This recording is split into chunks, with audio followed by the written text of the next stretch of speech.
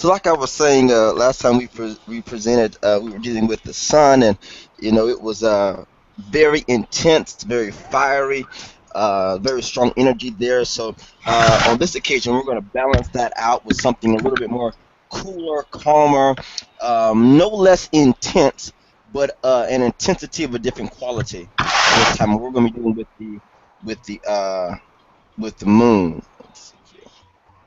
All right. Let me make sure I'm sharing my screen here. Um,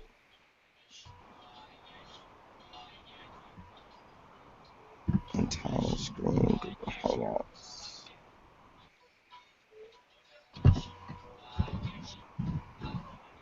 Uh, okay.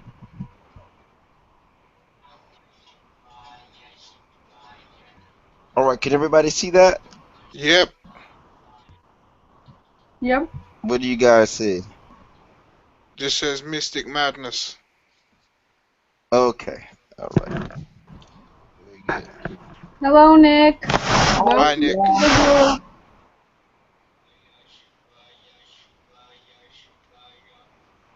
All right. So, like I said, we're dealing with the excuse me, with the lunar current um, in our cosmic current series, and the lunar current, astrologically speaking, where it is in your chart. It's going to indicate a number of things. I mentioned in our last presentation that the trinity, if you will, of heaven is the sun sign, the moon sign, and your ascendant or your earth sign. The sun is representative of your spirit in the Adam Kadmon system. The moon is representative of your soul, and your earth sign or your ascendant is representative of your body. We know, of course, that the moon is female. She's a very strongly feminine energy. Let me go back to full screen there. Uh, Strongly female. It refers to your mother and the basically the women in your life, but more so those who have a mothering role. If a person, this also speaks to older women.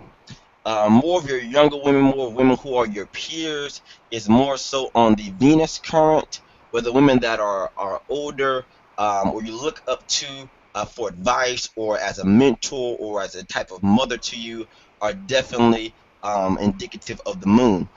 Any type of maternal instincts you may have, and all of your nurturing qualities. You think of Cancer, you think of water. These are soothing, nurturing energies to us. They're here to help us to develop. They're here to help us mold and to grow into being who we are. This shows your emotional self.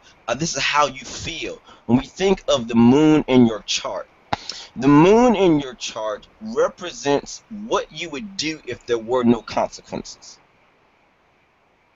or how you would act or respond if there were no consequences.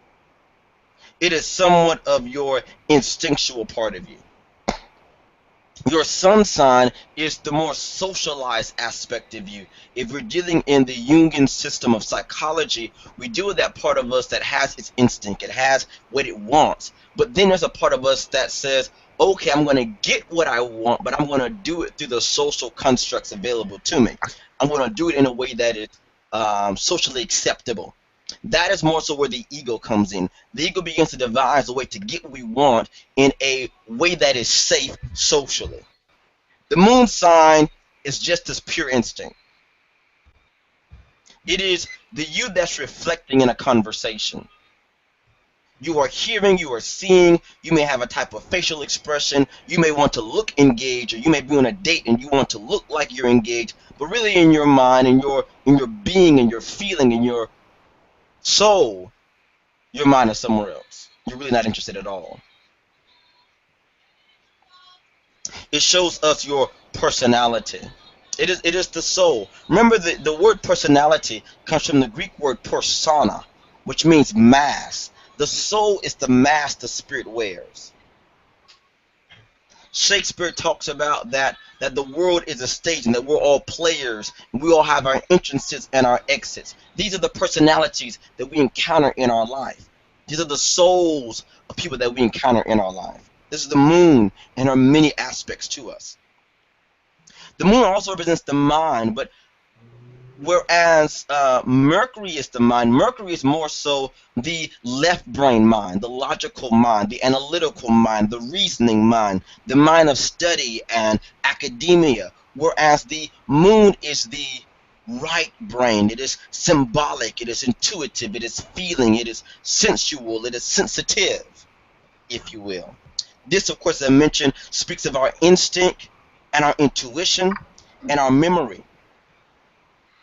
So when we deal with our tripart nature as body, as spirits with a soul and a body, we have faculties of knowledge. The body has a faculty of knowledge called instinct, which all animals have. The soul has a faculty of knowledge called intellect. And the spirit has a faculty of knowledge called intuition.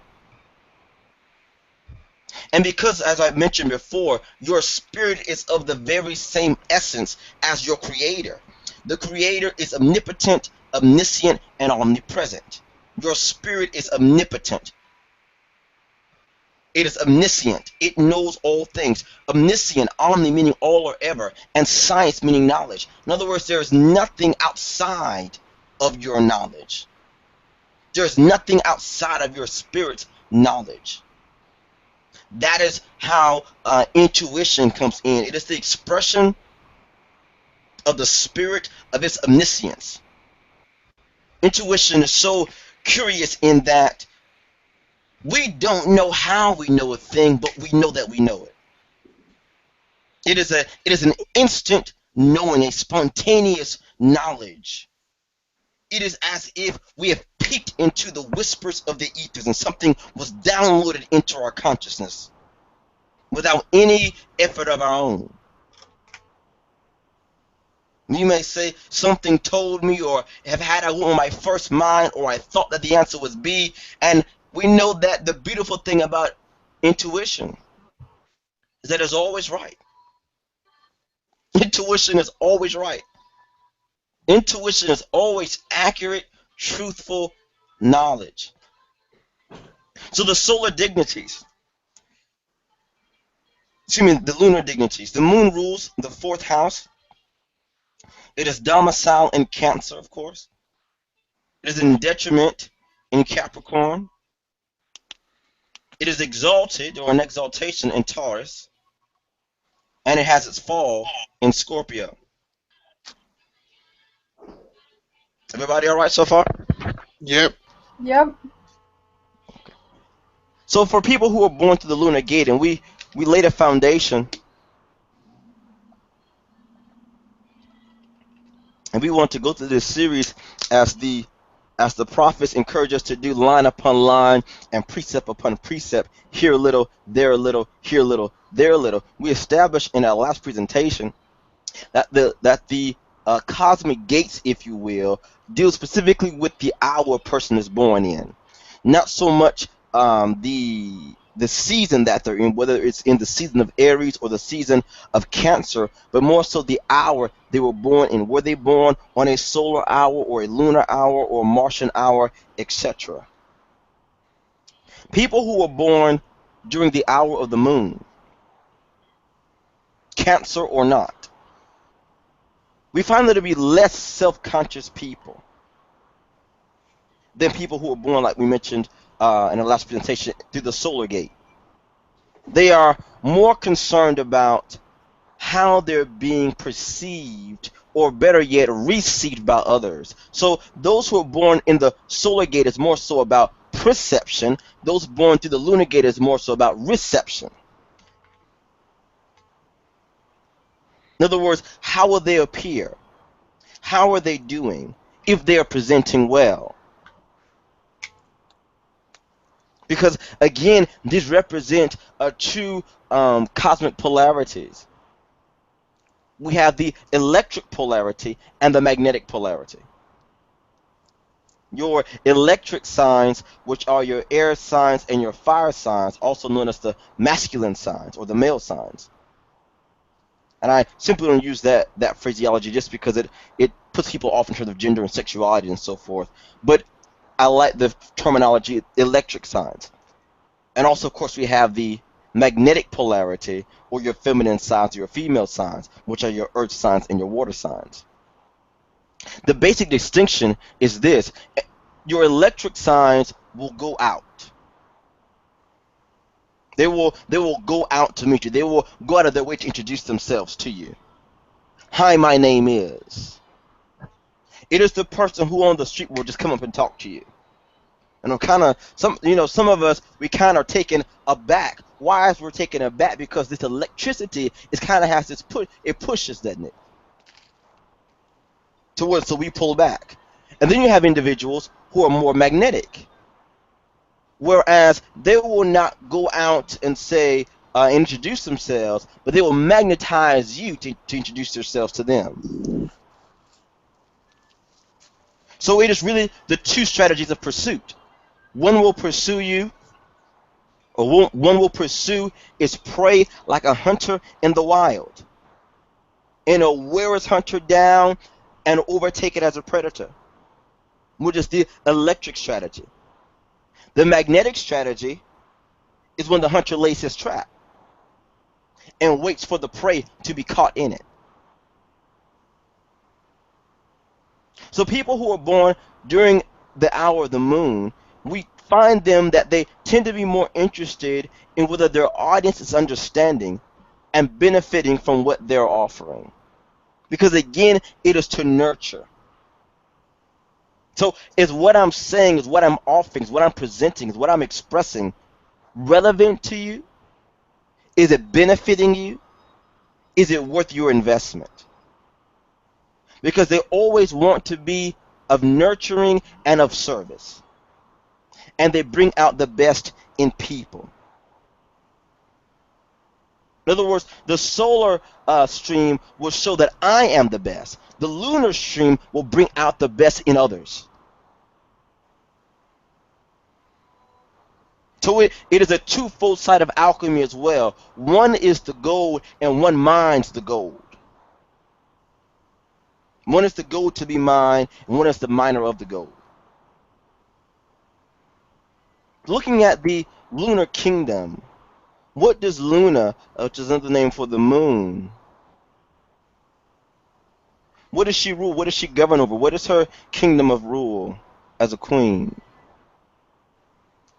She governs over mothers, women, childbirth, the home, all forms of domestic work. Whether it is preparing supper or cleaning your house.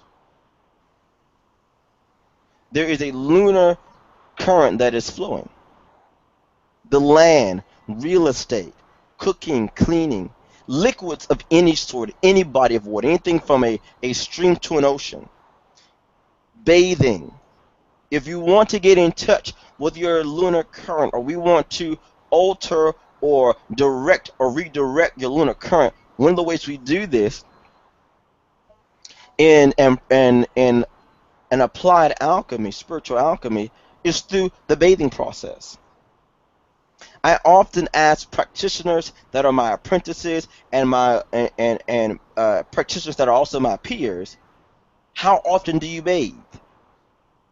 And some of them kind of take it offense, but I didn't say, I didn't ask how often do you wash, how often do you bathe? Because most of us in the culture that we live in, at least where I'm from, we're always getting up and going and everything's in a rush and we're always moving. And so we're taking showers more than anything.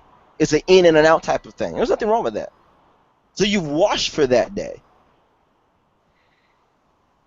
But have you bathed? Have you had a time to sit and relax and detox? And allow the waters to return to you and to raise your vibration, bring you back into solidarity, are they able to vivify your feminine side, your yin nature that needs to be fed? Yes, you've gone out and you've put out so much into the world, which is very yang, very masculine, very electric. But have you had a time to be refreshed and rejuvenated, renewed and nurtured? Have you had a moment or sometime in the week? I recommend that we bathe at least once a week. I try to bathe at least 2 or 3 times a week. I take my spiritual baths. This is a way that I recharge my battery. Boating, fishing. I don't know if any of you have been fishing or fished yourselves, or you've gone people who've gone fishing. My uncles are the fishermen, and I have to say, it is, if you go with older fishermen, I know, in my experience, being out on the water and just this waiting and this serenity and this peace, this tranquility that is involved. It really, when it comes to fishing as, beyond just sport, it is more of a relaxation. It's kind of in my family, it was the man's form of a spa. We went fishing.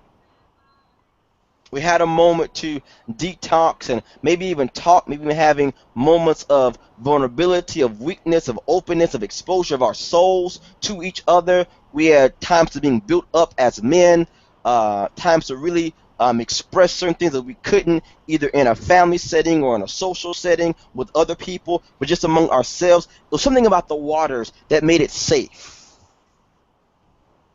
Because the waters remind us of the waters of the womb. That we are secure, that we are safe. This is the alchemical symbology of water. That we come out of water and return to water. In many ancient Kemetic and Celtic systems of spiritual practice, magic, and so on, the west direction was the direction of death, but also the direction of the waters. Because in many cultures, the dead were sent out to sea. Because we come out of the waters to return back into the waters. In the Hebrew system, we learn about being between the waters above and the waters below. That God had put a firmament, an expanse. In the Hebrew, the word is ashamayim, the heavens, between the upper waters and the lower waters. Whether those are interpreted on a physical level in the world that we live in, or more so internally, when you have the cerebral cranial fluid, the waters above, and the sacral fluids, the waters below, and the heart chakra, that which is between. The moon represents the people, or the audience, if you will. The audience, because the audience is those that receive. They are in the lunar position. They are in the magnetic position, the magnetic polarity. They are receiving what the presenter is giving. So the solar stream is about the presenter, and the lunar stream is about the audience that's receiving matters of popular interest, women's issues, female leaders. So we dealt with in the solar stream, they also dealt with the sun ruling celebrities. And in this stream, we're dealing with the popular interest that celebrities speak to, or we want to hear them speak about. This deals with the mystery. What is the mystery? We have the history and the her story, but what about the mystery? His story, her story, and the mist story. And you only get the mist story or the mystery through reflection. The mystery only arises from the soul. All of these qualities, of course, are lunar. This is the place of prophecy. Then when we deal with revelation, active and recessive revelation, Mercury governs divination, but the moon governs prophecy. And the two are, they have distinctions in their form of revelation. Because one is active and one is receptive. In the school of the prophets that I came out when we dealt with this, prophecy, divination, and prophecy are two sides of the same coin, the coin of revelation. But one is active and one is recessive. When you use your tarot, for example, the I Ching, for example, palmistry, the rune stones, etc., these are active forms of revelation. That's divination. When you intentionally go into divine, and so your mind, your left brain, begins to put together the pieces as your right brain interprets the larger picture. It is it is in the Hebrew system, we call that the the naba is the Hebrew word, which means to bubble forth. It comes up from within you. But then prophecy is the nataf, the Hebrew word nataf, which means to ooze, to drip, to distill. Again, we have that same liquid water um, in the word. To nataf, N-A-T-A-P-H, means to drip, to ooze, to distill, to drop down, to rain, to pour, which also means to prophesy. This is when you're riding in your car and you have this instant revelation out of the blue. Walking your dog, you're in the shower, playing the lottery, whatever that we do, and all of a sudden our consciousness is raptured.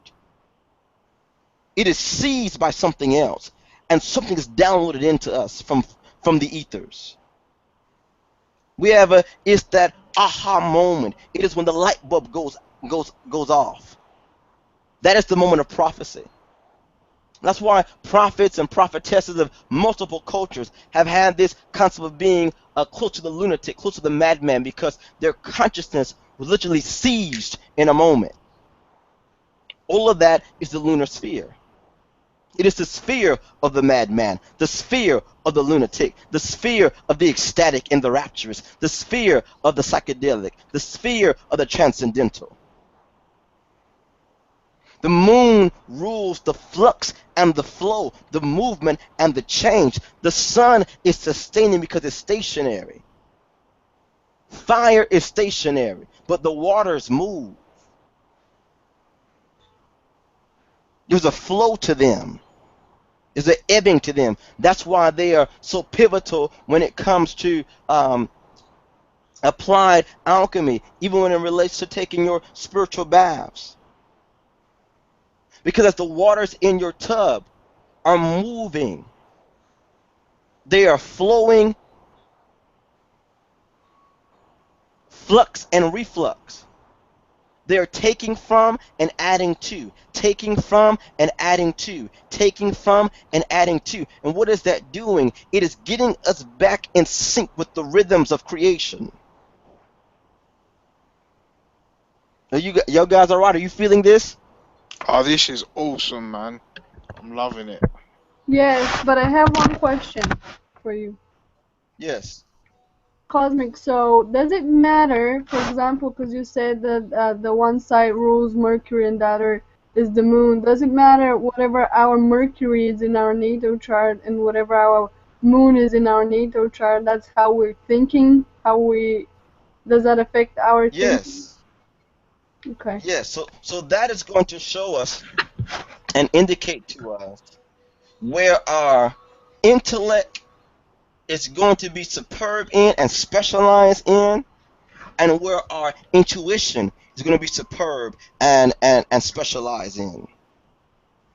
Even for those of you who are wanting to get into the mystical arts and clairvoyance and clairaudiences and your psychic arts and your prophetic arts and so on, this is going to show you speciality that you've come forth with already. So if you want to take up a divination system, or for example, I know people who, practitioners who are, I mean, superbly prophetic and psychic. However, they do better in certain areas than others. What I mean by that, some of them will speak, I mean, directly with accuracy and precision when it comes to love issues. However, they're weak maybe when it comes to when it deals with coaching you on money. Then there Mhm. are others who can give you, I mean, divinely inspired and, I mean, uncanny accuracy when it comes to your finances. When money is coming, when money is going, what bills to pay first, what stocks to invest in, etc. There are some people who, with their, if they're in the healing arts, seeing which certain planets are in their chart will indicate where they will have speciality in healing those particular parts of the body.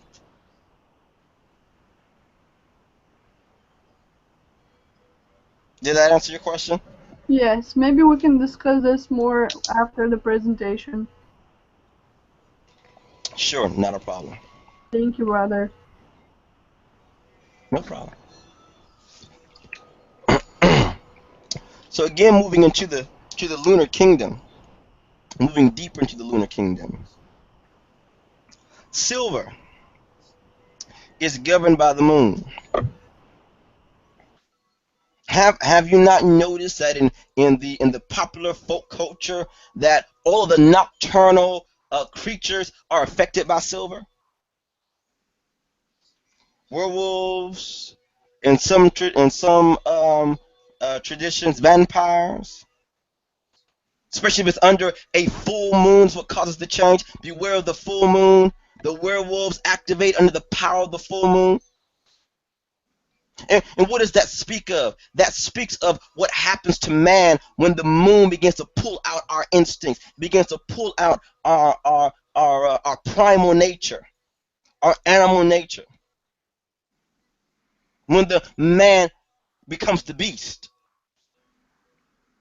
he ravages, he pillages, his senses are more sensual. His body begins to change. Because remember, the revelation of the body is his instinct. Excuse me, the knowledge of the body is instinct. The knowledge of the soul is intellect. The knowledge of the spirit is intuition. And we've noticed, we have seen uh, statistic data that show us that accidents and all types of murders and rapes and these atrocities and social ills are committed with an uptick when it relates to higher lunar currents, particularly the full moon. But isn't that more to do with the fact that the moon actually intensifies whatever you're feeling? So if you're not, if I think if people are not in tune to their emotions, when the moon goes into the peak of certain cycles, just like you said, that werewolf Mhm. energy, or that werewolf, how people perceive it, that is the actual peaking of our emotions that have not been addressed over lifetimes and cycles. So it Yes. has to go somewhere. Do you know what I mean? Yes. I think Yes.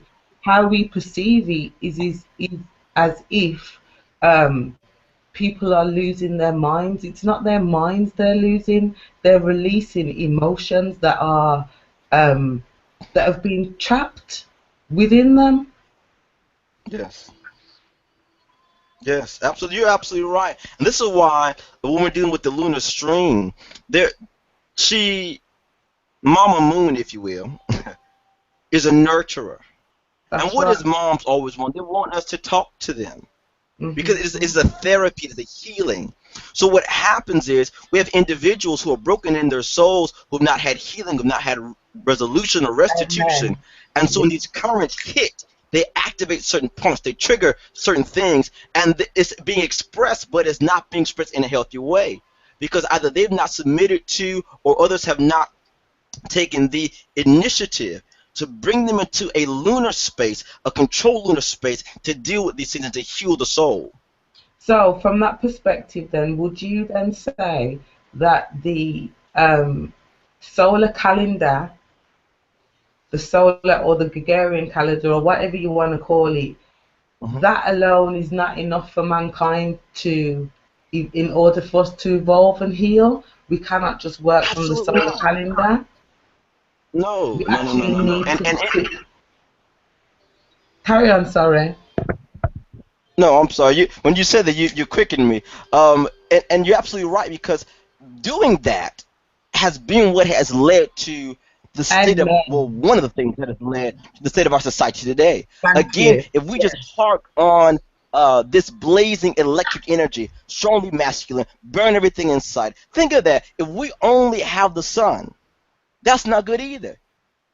Everything will burn and it will die, and the soil will be ripped and raped of its nutrients. Everything will be burned, and that's exactly what we see happening in the consciousness of our society. We're ripping the earth, we're burning her, we're raping her, we're stripping her. There's no nutrients being put in back. There's no sense of nurturing and care. And again, it is about the I, the speaker, the presenter, what we can do, but not so much the audience, the earth herself, and what she's giving and the value thereof.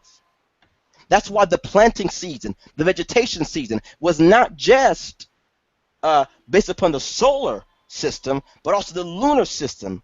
You plant it according to the moon and reap according to the sun, because the moon receives the seed, the earth receives the seed. That is the time of birth. So we deal with the lunar current when it comes to vegetation as relates to sowing, and the sun when it's time to reap.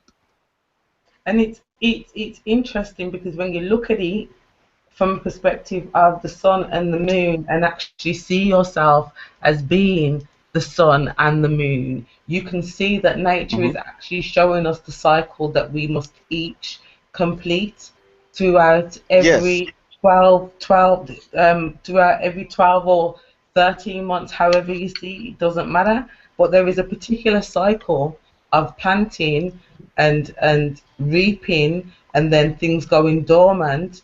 We can see it even in the systems that we're currently living in. yes, True. absolutely, 100%. 100%. Looking even at the colors, we know that colors is nothing more than the frequency of light. Silver again, pale blue. Look at this soft, iridescent hues, because that is the energy of the moon. It is a soft energy. It's magnetic. It is not harsh and abrasive like the electric energies or the electric polarity is. Of course, the element of water, the minerals that are particularly attuned and vibrate on the same frequency as the lunar current. Moonstone, go figure. Pearl, opal, and again you begin to notice there's a similarity. There are these white and these milky white stones. When you look at botanic material, plants and herbs and so forth that resonate on the same lunar frequency. White flowers, white roses, star jasmine, eucalyptus, lotus, Cosmic, lemon sorry balm, to interrupt myrrh, sandalwood. Cosmic, I'm sorry? you mind, sorry to interrupt you, but do you mind going back to what you said in regards to the moon being the intuition and the and Mercury being the mind or the divination? Sorry, Sure. I feel like I missed something there. Okay. So when we look at the streams of Mercury and the moon, Mhm. this is both dealing with the mind, and really they're both aspects of the soul. Because I mentioned in a previous presentation that each of our tripartite nature has an expression or a faculty. The body has three faculties, the soul has three faculties, the spirit has three faculties. We honestly we don't know what the body is. We can we can describe it. We don't know what it is. We don't know what the soul is. We don't know what the spirit is, but we can understand them through their faculties, through what they do, what we notice about them. The soul has three faculties that, in a basic sense of thinking of it, and they are the mind, the will, and the emotions. The mind, the will, and the emotions. And what are the emotions? The emotions are the motions of the soul. It is the moving of the soul. We talked about the flux and the flow of the waters. It is the watery aspect of our being. The mind is the airy aspect of our being. So, in that relationship, we see that the moon has governance over the emotion, that has expression through our emotions, and Mercury has an expression through our intellect, through our mind, our reasoning part of us. He is the thinker, not so much the feeler or the intuitive one, but he thinks things through. He is the analyzer. You think of Virgo, the analyst, if you will. He's concerned about facts, but it's something about the moon and our intuition that's more concerned about truth. Even when we look on that axis of information, which is the third and the ninth, the Gemini and Sagittarius. One is dealing with facts, one is dealing with truth. They're both on the frequency of information. Mercury is the thinker, is more of our right brain. But he also deals with the nervous system. That's why he rules all the ologies. Okay, but In see, Greek, he's called. what I was trying to get at was that you made a connection with Hmm. Mercury and the moon in regards to the moon being intuitive Hmm. and Mercury being more of divination. Yes. Can you Oh, kind so of elaborate on that? sure. So I guess you're asking what I mean is the difference between the two. Yeah, please. So divination is active. Intuition is receptive. As I'm going out and I'm laying down my tarot cards, as I'm going out and I am casting my runes or any form of active work, that is divination. That's why it's called divination system. Yeah, but I didn't. And What so I didn't understand was how you connected the two from a place of emotion. oh, absolutely. I'm You sorry. know what I I'm beginning mean? to understand your question more. No, that's fine. So so when we're divining or when we're in the place of prophecy, we feel it in our being and our soul, the answer. It comes to us suddenly. Our intuition speaks to us of that. Because unbeknownst to us, while the conscious mind is trying to figure out how the pieces put together, the subconscious mind, the moon part of us, has been reflecting the whole time. And once it gets the answer, that which is subconscious arises to the conscious mind, and we say, oh, Eureka, I've got it. We feel it, I've got it. I don't know how I know, but I know that I know. Does that make sense? Yeah, because what I wanted to um okay um how I'm seeing what you're saying or how I see it is that the emotions also have a mind. Yes. So it's like, for example, Oh, um, yes. Oh, our I'm our sorry. I two didn't. base chakras, which is like the very physical, earthly elements of ourselves, even though it's not Hmm. within the head, they also Hmm. have um, a level of intelligence in regards to Earth, in regards to Yeah. what we've experienced on Earth. So it's not the higher Yeah. mind, but it's still a level of mind consciousness. Does that make, am I making sense? Absolutely. Absolutely. Right. We have to make sure that in our distinctions, and this is why I say that I see a lot of things more horizontal than vertical in terms of Hmm. Hmm. hierarchy. A lot of times we will just kind of um, we get into this moralistic system that higher is good and lower is bad. Hmm. But all of them have a mind. All of them have a voice, and they're speaking. The higher mind, the For middle mind, sure. and the lower mind. Whether that's the spirit, the soul, and the body. Even as we are mentioning about the faculties of the soul, we have the mind and we have our emotions. That's why when it comes specifically in relationships, all right, where our soul is very much involved, we have that thing where we say, well, my mind's telling me one thing, but my heart's telling me something else. In actuality, they actually aren't. We perceive it that way. But the mind, your head, if you will, your logical, your analytical, your reasoning side is telling you one perspective of the situation.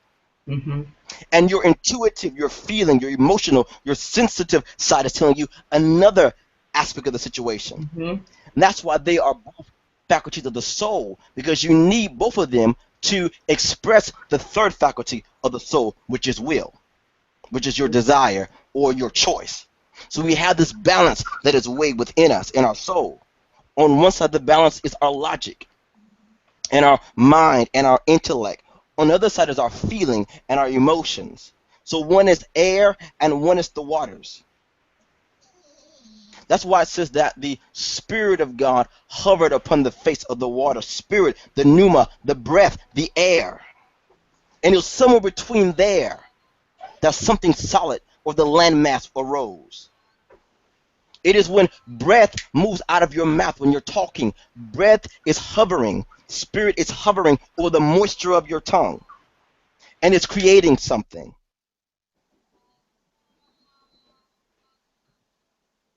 I don't know how we went all the way there, but you quickened something in me when you said that. Sorry. That was a good explanation. Thank you. It was lovely.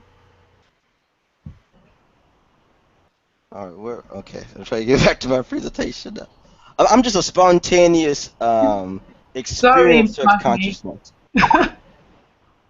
No, you're fine. I love it. This is how I teach in my other schools and um my other presentations. I teach very spontaneously, speak very prophetically. It's just kind of whatever I'm picking up or sitting in the ethers. I go from. Hold on 1 second, guys. I got a client calling me. You guys give me 1 second, okay? Just speak. I'll be right back. I need to answer this right quick. I do apologize. Go back. I'll just put this on mute for a second.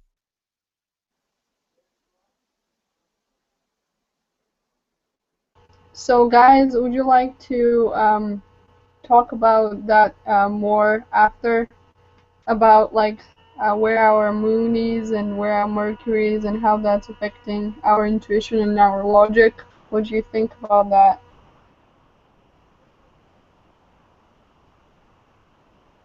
Because that is pretty interesting. Depending on where the Mercury is and where the moon is, we can at least know For sure, why. Vaughn. Definitely. What do you think, Mel, about it? Yeah, that sounds cool. Yeah, because I want to get more clarification on that. For example, if like Mercury is in Leo, does that mean that we're more creative on the logical side? And if like Mercury is in Taurus, which is like where it's exalting, which does it mean that we're more caring and like those kind of stuff? We can talk about it Cool. after the presentation.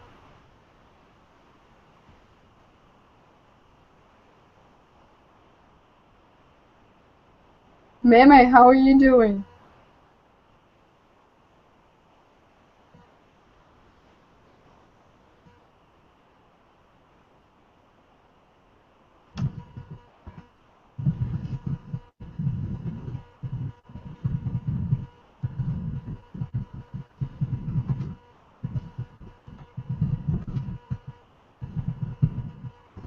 Hello? Can you hear me? Hi. Yeah. Yep, we right here. Okay. All right. I had to. So I'm actually going to send her the link in case she wants to join a little bit later. Let's see. Everybody, all right? Yep, let's do that. All right. Let's see. You're doing great, Let brother. me. Thank you. All right. Everybody can see my slide. Yep. All right. Yeah. Okay. So we were speaking of um, the plants and the plant material that vibrate on this frequency. And the reason why I list these things is so that in other presentations we can go into how to alchemize these material and attune them to these particular frequencies and to awaken the frequencies and the vibrations that they have sitting dormant. All of when it comes to alchemy, I went back to listen to the rest of the last chat you guys had after I had to leave to do another presentation. And I heard, I think it was Greg, who was questioning about alchemy, and I would love to us to have a chat about that and other presentations also.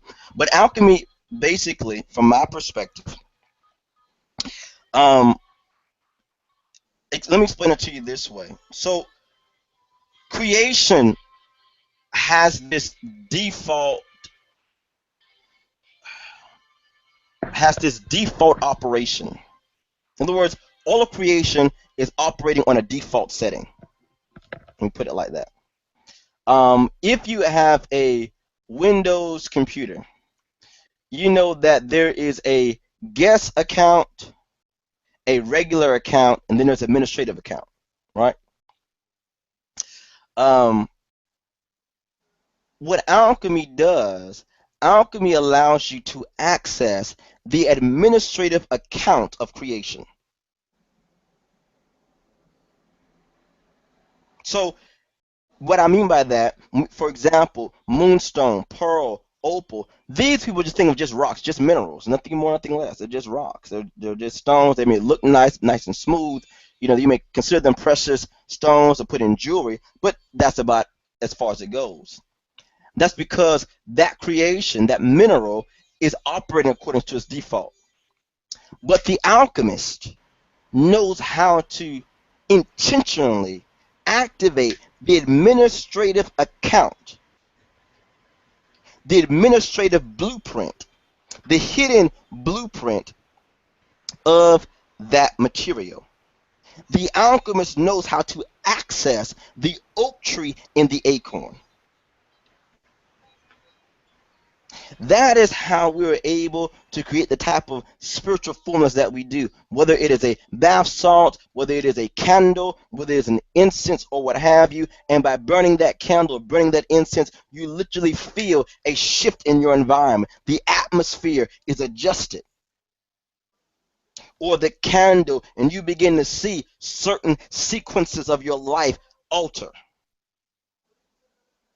because that practitioner has operated on a level of alchemy where he or she took some store-bought candle or maybe made it herself. Might have been no more than $5 worth of wax, but through herbs and through the knowledge of syncretism, the knowledge of correspondence, she was or he was able to access the administrative account of that beeswax, of that herb, of that stone, of that crystal, of that sound, of that color. So that not only does it become a receptacle of its environment, but it becomes an effector of its environment. It shifts it because at default, all things are operating on a thermometer level. But the alchemist knows how to shift from being a thermometer to a thermostat. In other words, from being affected by my environment to be an effector of my environment. That's why I list these certain things as far as the metal, the color, the mineral, the botanical. When it relates to your health, the moon has special rule of the stomach area. Of course, because Where else is the child carried? In the womb. All female organs, all childbearing functions are under the specific domain of the moon. Again, we spoke of before, in many traditions, the West is where the moon is called from, and not only that, the West is where the waters are called in from. The nature of the moon, like the sun, is dry and fiery. Excuse me, dry and hot. The nature of the moon is moist and cold. Think of that. It is in moist and cold environments that singular cellular matter grows. Organism grows, whether you call them bacteria or viruses or whatever. They grow, they're cultivated, they're nurtured. They are born in these types of environments. If it's smooth and soft, more than likely it's under the governance of the moon.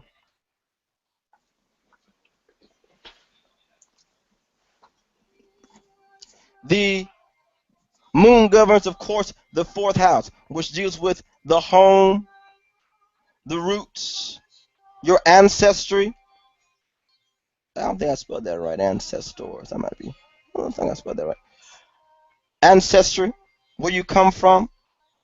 In another teaching I did, another presentation that I have called "The 12 Things on God's Mind Concerning You." One of them deals with your heritage. Another one deals with your legacy. Another one deals with your lineage that are governed by the moon. All right, and that is the end of that particular presentation.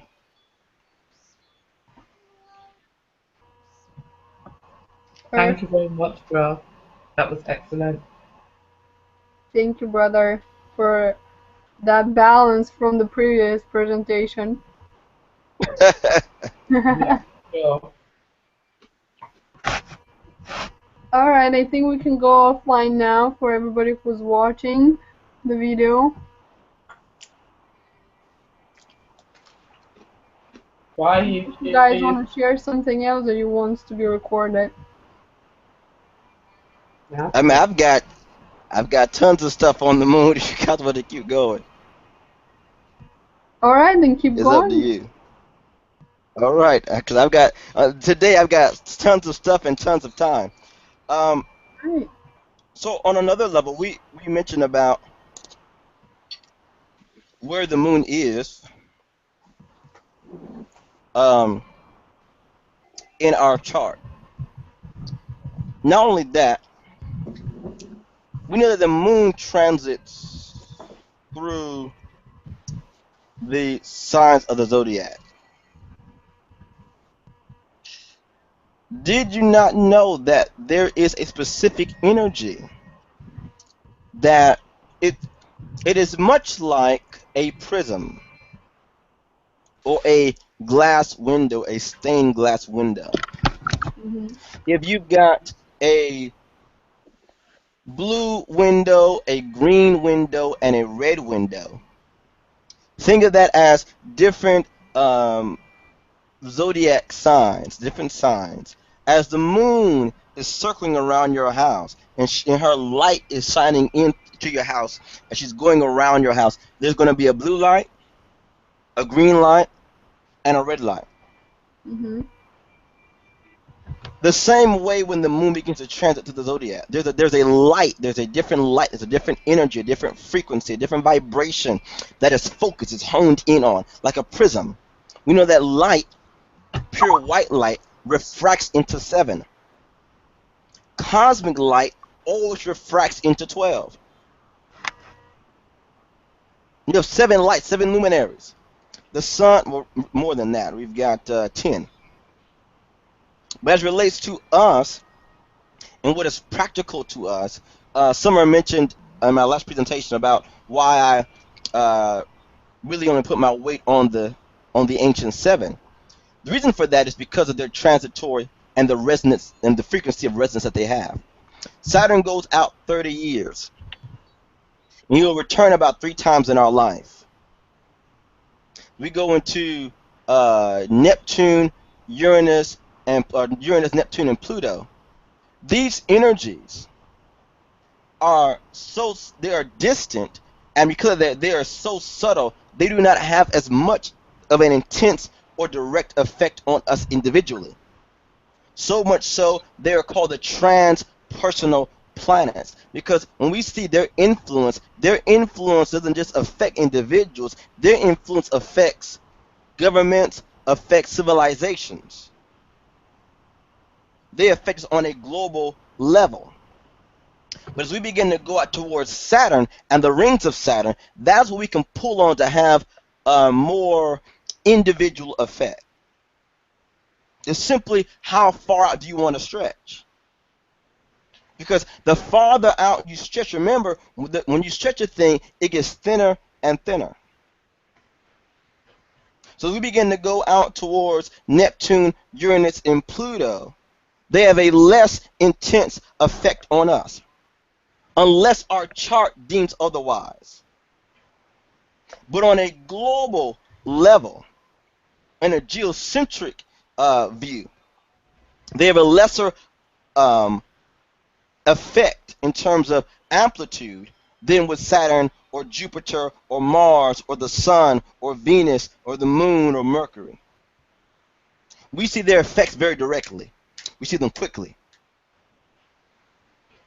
And so when you're pulling on them for a particular manifestation, that's why the ancients in alchemy, they had their 7 alchemical planets, even when they knew of the other planets there. Because honestly, the alchemists did not want to transmute the lead into gold in 84 years. Which would it be? I think is that Uranus? I think Uranus cycles in 84 years. They're trying to work closer to, can they get it more done in their own lifetime? So we may get a Uranus once in our lifetime if we live to 100, if we live to 84. But Saturn will get it maybe 3 times, at 30, at 60, at 90. Then we start getting into Jupiter. Then we get into Mars. Then we get into the Sun. Because around every year we can do that. And the Moon, of course, every month. As she moves to the signs, certain things happen. There are certain magics, if you will, certain mysteries we can tap into. Let me find my notebook. Okay, here it is. So, for example, when the moon is in Aries, our vernal signs, the ram begins, then comes the bull in May, the twins, the crab in June, next Leo shines, and Virgo ends the northern signs. The balance brings autumnal fruits, the scorpion stings, and the archer shoots. December's goat brings a wintry blast, excuse me, Aquarius reigns, and the fish come last. When she transit and moves through Aries, this is a good for starting things. Remember, Aries is the spark of the zodiac. Aries, Leo, and Sagittarius are our fire signs. So Aries is the spark, Leo is the campfire, Sagittarius is the wildfire. It is good for starting things. However, if you start something during the moon in Aries, you'll get it up and running very quickly, but it'll also quickly pass because it is the spark. People tend to be argumentative when the moon is in Aries.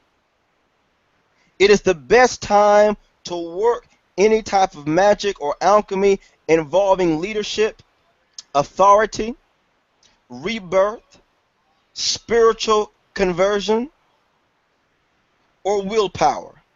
If you need that extra get up and go, you will have that available to you when the moon is in Aries. Santos brought it to our awareness about that the Christos, the chrism within us, is renewed as the moon begins to transit our sun sign. So as I'm going through these, listen for where your sun sign is for an added layer of confirmation, an added layer of correspondence, of syncretism to what he's already built upon.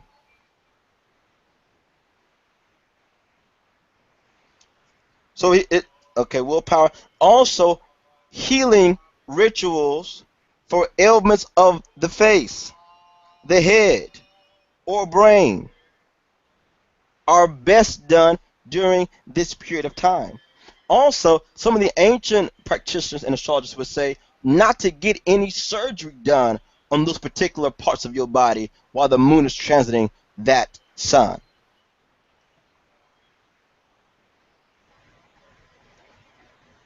Taurus.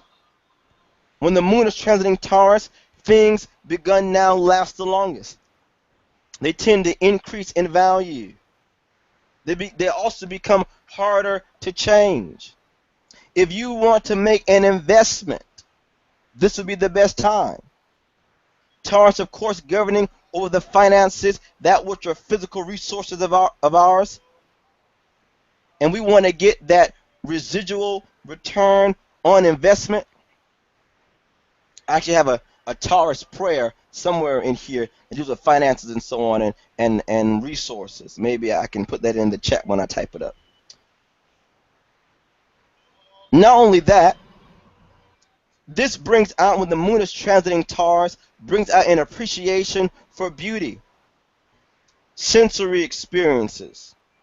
It is the best time to work alchemy and magic for love, for real estate, for material acquisitions, and money. If you need some money in your hands, you need the alchemy of abundance, the magic of money, this is the best time to begin to work your practice. Is when the moon is transiting the sign of Taurus. Healing ailments of the throat, the neck, and ears are also done during this period of time. When the moon is transiting Gemini, things begun now are easily changed by outside influences. So if you're beginning a project and you want it to go for an extended period of time, you've got a group project or a social movement that you're doing, you're not going to have to worry about, for the most part, unless some other factors come into play, it being derailed by internal matters. It'll be derailed by something external. So just know that when you begin certain things, because what the ancients have told us is that the day you begin something or the time you begin something carries that same seed throughout its life. That's why it is the moment that you were born that we cast the natal chart, because you carry that seed throughout life.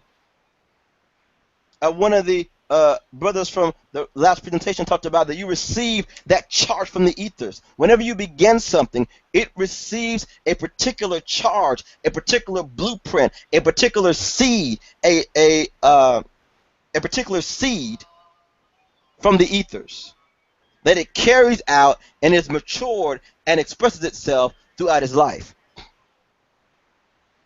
This also goes for if whatever you buy in this particular time. If you bought a house, if you bought a car, if you bought a book, whatever you buy, whatever it is whatever is starting for you. While the moon is transiting a certain sign, it's going to carry, because remember, we get that refreshing when she transits our sun sign.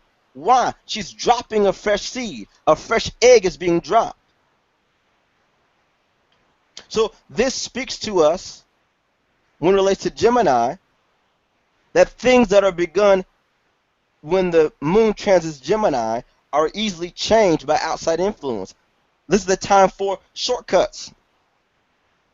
All right. When she transits Sagittarius, you can take the long way then. But when she transits Gemini, take the short way. Get there quickly. Games and fun.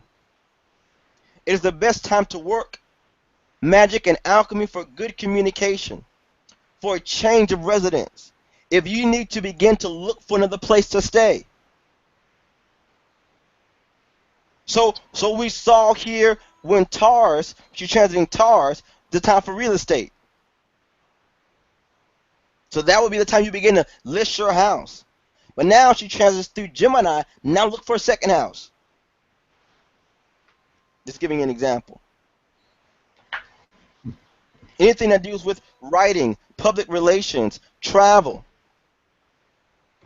All healing rituals for ailments of the shoulders, the arms, the hands, or the lungs are also done during this period of time. People who have asthmatic problems, bronchitis, if you have an affliction in your chart for these things, whether it's an affliction in Mars or in Saturn, this is a way you can offset that during particular rituals, particular practices, while the moon is transiting a sign that speaks to those particular ailments or that particular part of the body.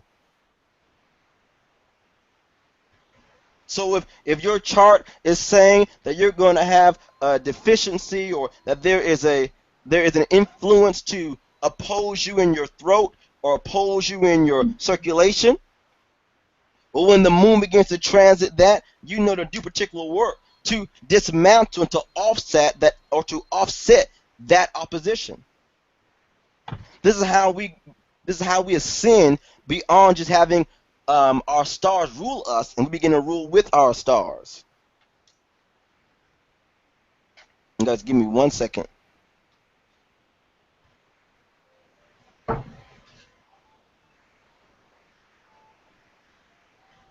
Any questions so far? Everybody still good? Yeah, I think we're good.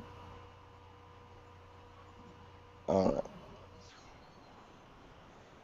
Okay, give me 1 second, guys. I am.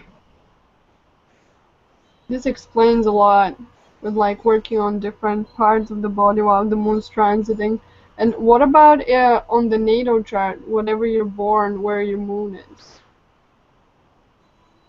Yeah, so we spoke of before that all the planets have particular rulerships.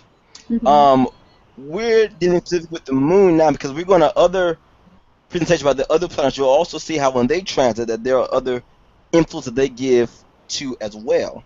But healing as an art, okay, healing as an art is a lunar rulership. Healing as an art is a lunar rulership. The study of healing or medicine is more so mercurial because Mercury rules all the ologies, biology, psychology, astrology. He rules the study of these things. But healing, nurturing is a lunar thing. Overall vitality is a solar thing. You see, so as the moon begins to transit these signs, she's nurturing us through these signs. She's offering her healing to us through these signs. Remember I talked about the bathing process, the ebb and the flow. She's offering a celestial bath to us as she transits these signs. What is she bathing? What is her celestial light falling upon? In Aries, of course, it's the head. In Taurus, of course, it's the throat. And so on and so forth. All right, I think I sent that to that. Let's see here. And one other person.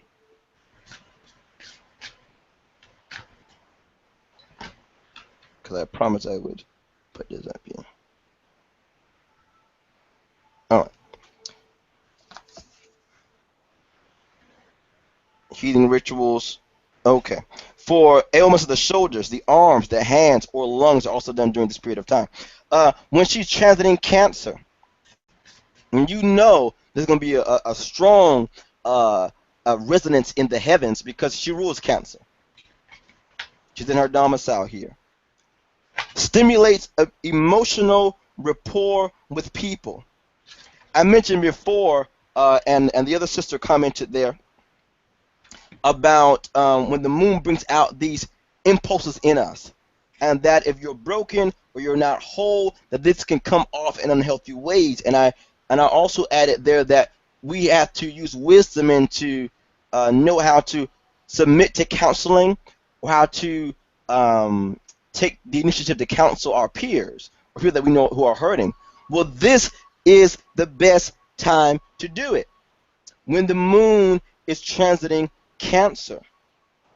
If you need to have that conversation with your family about some deep hurt, some deep pain that's ripping the family apart, but nobody wants to talk about it. Nobody knows how to talk about it. Nobody, wants to get into the heat and the battle and the fuss and the fight and the bickering.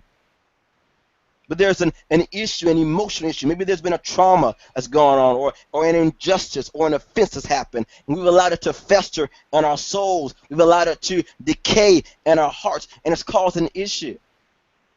Well, when the moon is transiting Cancer, you have the heavens on your, uh, uh, uh, you have the heavens behind you. It stimulates emotional rapport with people. It supports growth and nurturing. Tend to domestic concerns. Maybe there's an issue not just in the family, but specifically at home between husband and wife or child or in the home. We need to have a house meeting, if you will.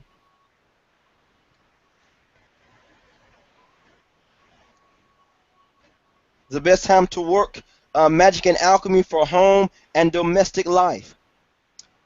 Healing rituals for ailments of the chest or stomach are also done during this period of time.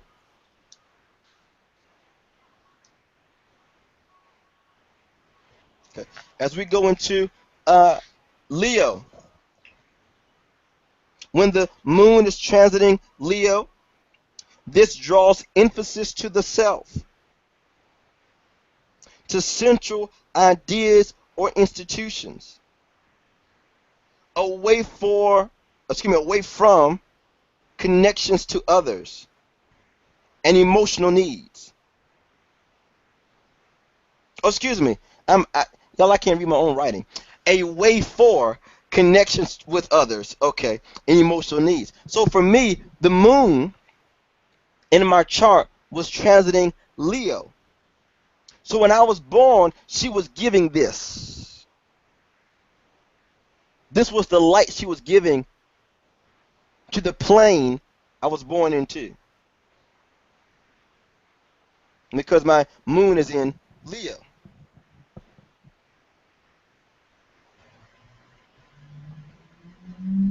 A way for connection to others and emotional needs. It is the best time to work magic involving authority, power over others, courage, fertility, or childbirth.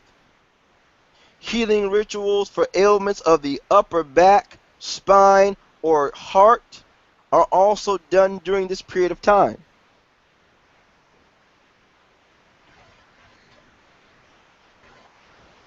As the moon is favoring, so this goes into when you look into your when your chart has been cast and you see where the moon is.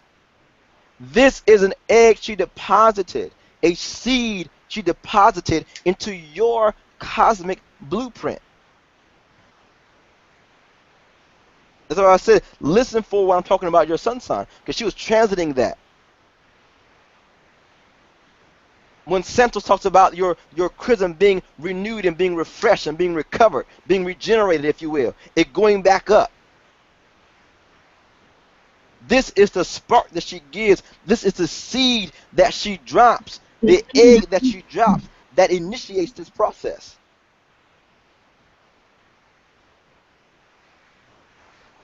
Virgo.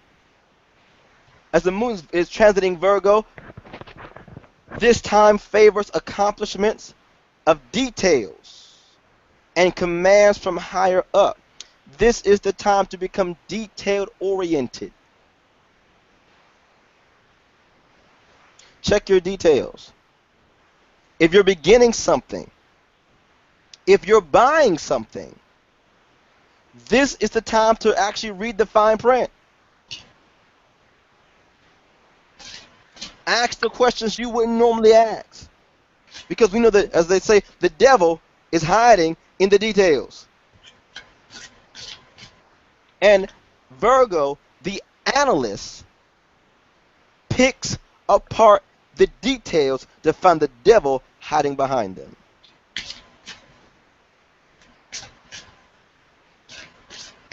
Focus on health, hygiene, and daily schedules. This is time for your routines. If you're starting a project, maybe you want to start exercising or whatever, this is the time you have to begin to set your schedules, set your routine, and stick to them.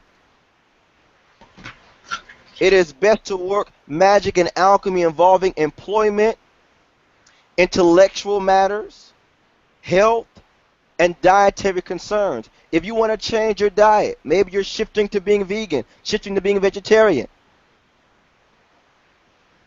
You want to begin to shift into being more allopathic, homeopathic, holistic in your foods, naturopathic in your foods and what you're eating. When the moon is transiting Virgo, she's dropping that seed. Healing rituals for ailments of the intestines or the nervous system are also done during this period of time. Now we begin to shift to the other half, which is with Libra.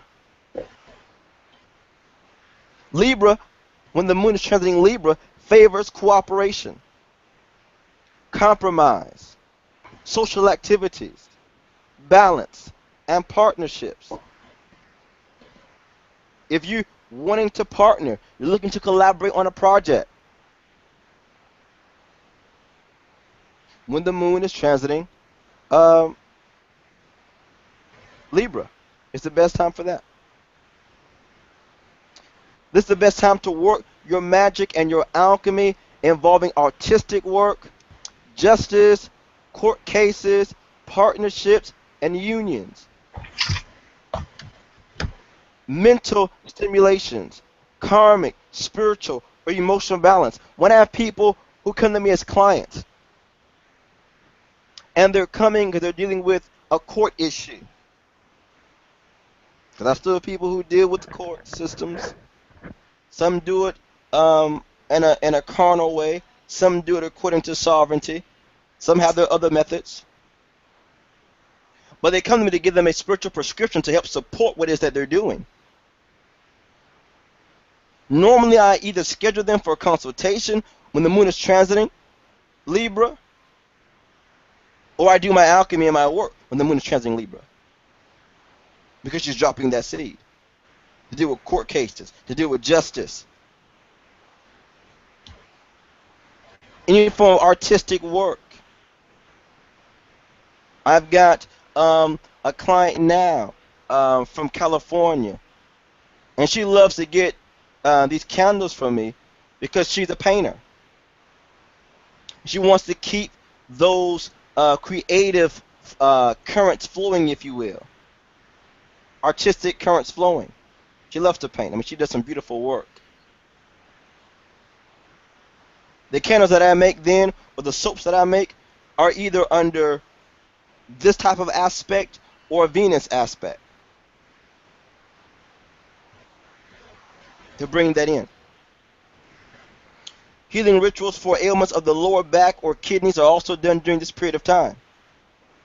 Think about these things even when it relates to dealing with your cell salts. The truth of cell salts. According to, your rising sign and your sun sign. Then in relationship to whatever your cell salt is, that as the moon is transiting, that you are making an effort to work on those particular ailments and issues as she's giving her light to them to nurture them and to heal them. Scorpio. Scorpio increases awareness of psychic powers, but it also precipitates and causes psychic crises. This is normally the time we begin to see these crazy outbursts of things, especially Scorpio full moons. My goodness, they bring out the madman. They bring out the criminal. They because it Scorpio is connected with the eighth house, the house of death, ruled by Scorpio, the lord of the underworld and death. So these energies and these concepts are floating around and taking and getting definition during this time of the month.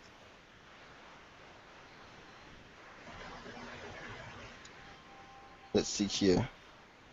Okay. Precipitates psychic crisis and ends connections thoroughly. Some people you just need to cut off. But you know that you have tried to cut them off before and they keep coming back and you keep going back, but you're saying, I'm done, I'm finished, it's over with. When the moon is transiting Scorpio, cut that tie. And the tie will stay cut. People tend to brood and become secretive. This is a time to be aware and to be conscious and cautious of other people's intentions, their motives. Are they being upfront? It doesn't necessarily mean that, it doesn't always mean that it's for negative ends, but the person just might not be forthcoming with something. It is the best time to work magic and alchemy involving sexual matters, tantra, orgasmic alchemy, power, psychic growth, secrets, and fundamental transformations. Healing rituals for ailments of the reproduction organs are also done during this period of time. Sagittarius, when the moon is transiting Sagittarius, encourages flights and inspiration and confidence. This is an adventurous, philosophical, and athletic moon. It favors expansion and growth. This is the best time to work your alchemy and your magic for your publications, your writing books. Again, for your legal matters. Because remember, Libra is going to deal with justice. Jupiter is going to deal with the law. Saturn is going to deal with the judge.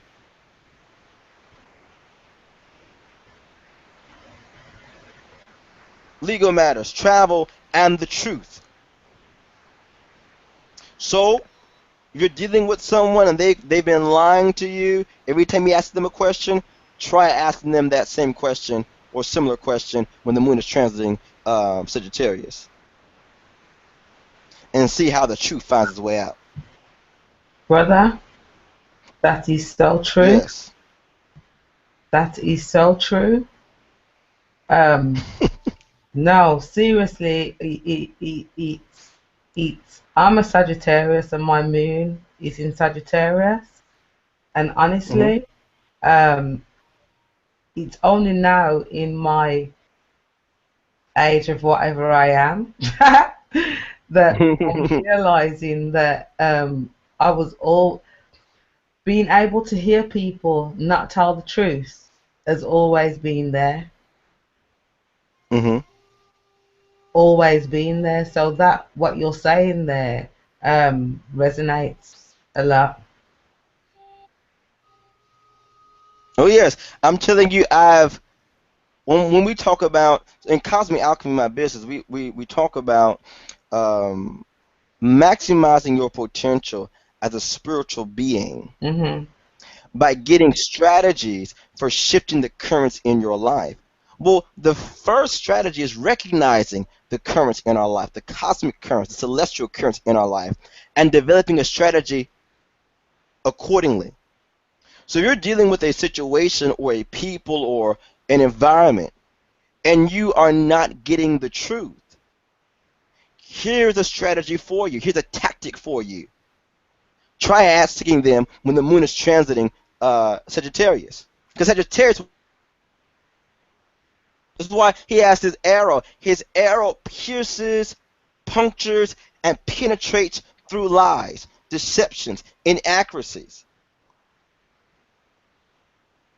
because he is an accurate archer. He always hits the bullseye. So as the moon is transiting the window of Sagittarius and she's cascading her light through it, all that are under her light are under that influence. Not only that, this is, of course, the time to do your healing rituals for ailments of the liver, ailments of the thighs, and the hips are also done at this time. That even goes into exercise. That just came to me. I was just quickening my spirit about that. If you're wanting to improve a particular part of your body, you're looking for your workout schedule. Well, look when the moon favors that particular part of the body and set your schedule accordingly.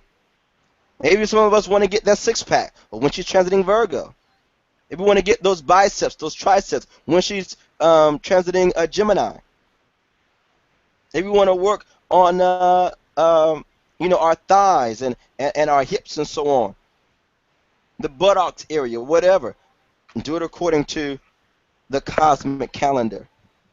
This is what I mean when I talk about cosmic currents. There's a current, there's a stream, there is a vibration, a frequency that we can tap into and capitalize on. When she's transiting Capricorn, this develops strong structures. If you want to build something that will last, if you want to here's the time for legacy building, brand building. If you want to have an empire that'll have something like Stonehenge, and hundreds of years later is still standing, this comes under this lunar light. Focus on traditions, responsibilities, and obligations. A good time to set boundaries and rules. Some of us, we don't have good boundaries. We don't have good self-boundaries. We don't have boundaries for other people and our own life. This is the time to have that conversation. Say, hey, no, this is not going to be happening anymore. Or this is what I expect from you. And this is what you can expect from me. And vice versa. Set your boundaries. Set your expectations. Establish what your responsibilities are. I was listening today to my mentor, and he said to us that our assignment, our homework for this week was to contact people who look up to us, who we mentor, and ask them, what do you count on me for? What do you count on me for? Because that helps us to clarify our responsibilities.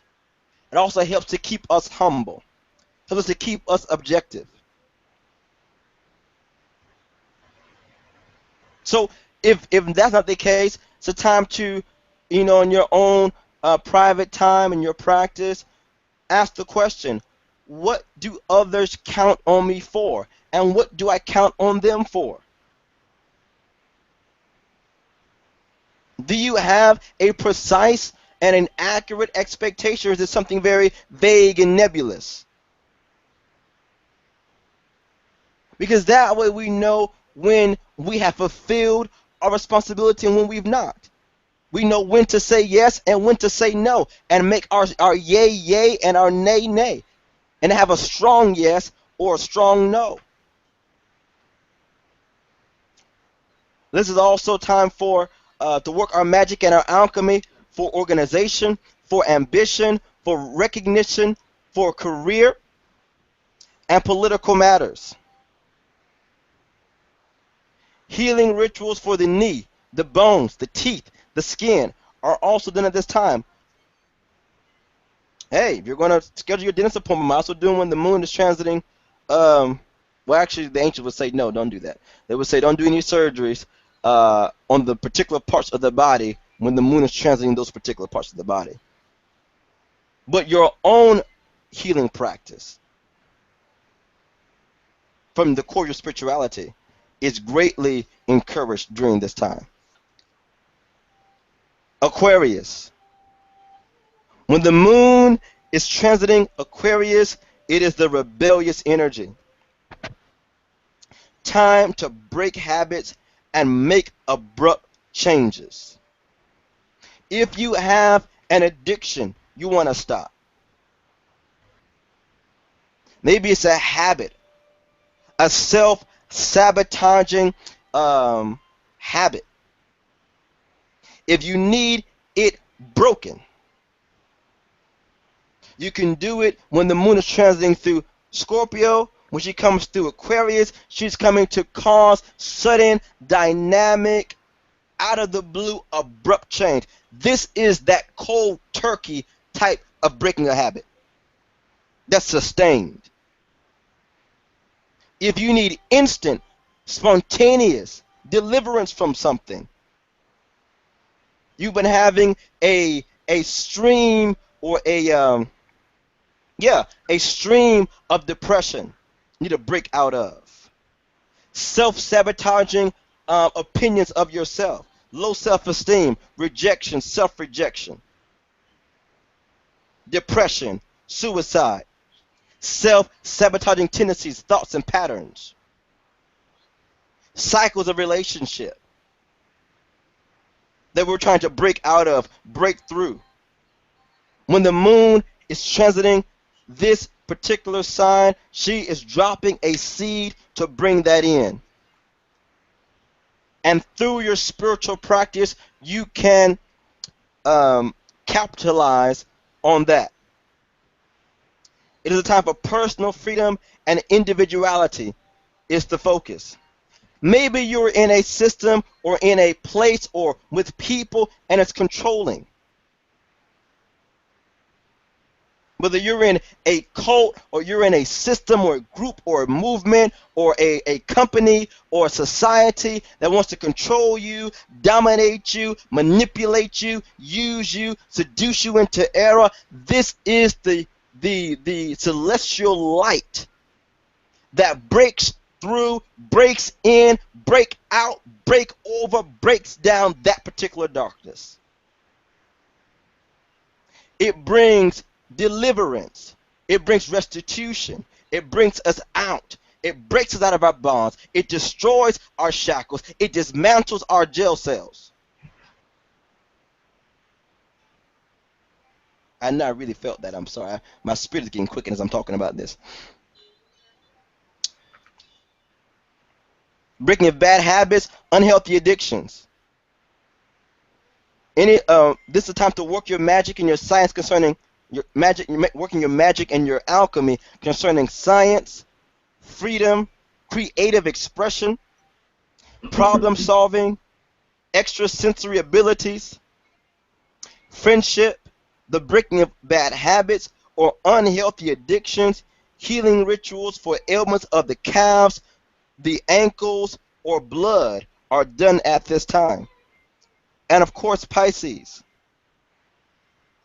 The focus on dreaming, nostalgia, intuition, and psychic impressions. I always say the mystical, spiritual, and what I used to say?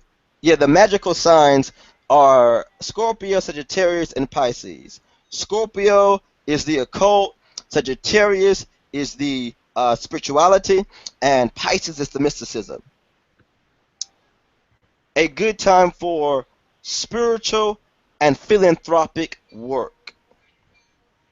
It is the best time to work your magic and your alchemy involving dream work. I know one of us and one of the sisters here have been dealing with her dreams lately. They've really been getting quickened. Clairvoyance, telepathy, music. We have some brothers in here who are musically inclined. And the creative arts. healing rituals for ailments of the feet or lymph glands, and are also done at this time. All right, I'm done on that. All right, I'm finished. Not do do you not work with the 13th sign? Um, I rarely, rarely. Oh, It's only in a very specific context.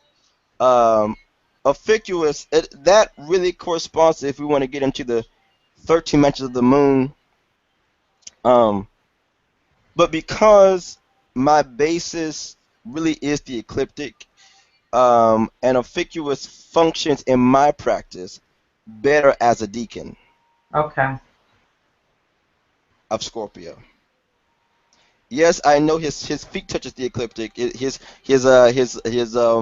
what do my friends say? His pinky toe touches the line. So technically, he's a zodiac by that Mhm. definition. Mhm. But so astronomically, he would be, but astrologically, I would see different. Okay. Cool.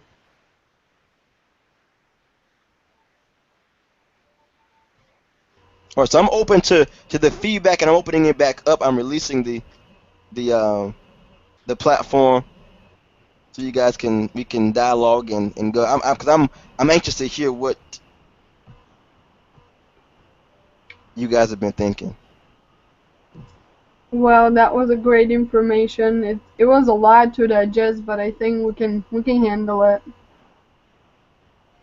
Yeah, definitely. It was Yeah, awesome. I really enjoyed it. I must say, you speak very well as well, Cosmic. Mhm. Like, how can I say, you got me very relaxed. Your energy was brilliant. I must say, like, thank you very much.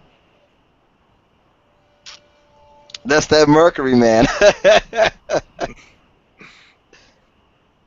My mentor told me, he said that because of how Mercury is in my chart, he says, and also, um, I feel that we are all priests and priestess True. of a particular well, first and foremost we are, and that we have graces from the gods of heaven. um the ruler of your chart is a priest, is who you're dedicated to, Is that your sun who you've sign? come for that.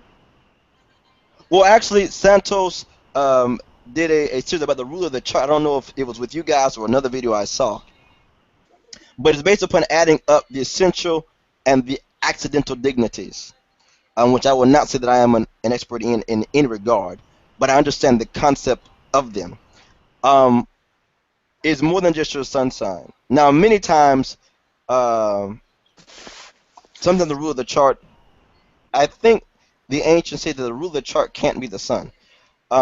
But the other dignities there, the other planets, when you look and you've added up and you've done the essential dignities and the essential and the accidental dignities, and you found the ruler of your chart, there are websites you can put in information. It'll tell you what the rule of your chart is. That is the god that you are dedicated to as a priest or a priestess, and they Well, give you a grace.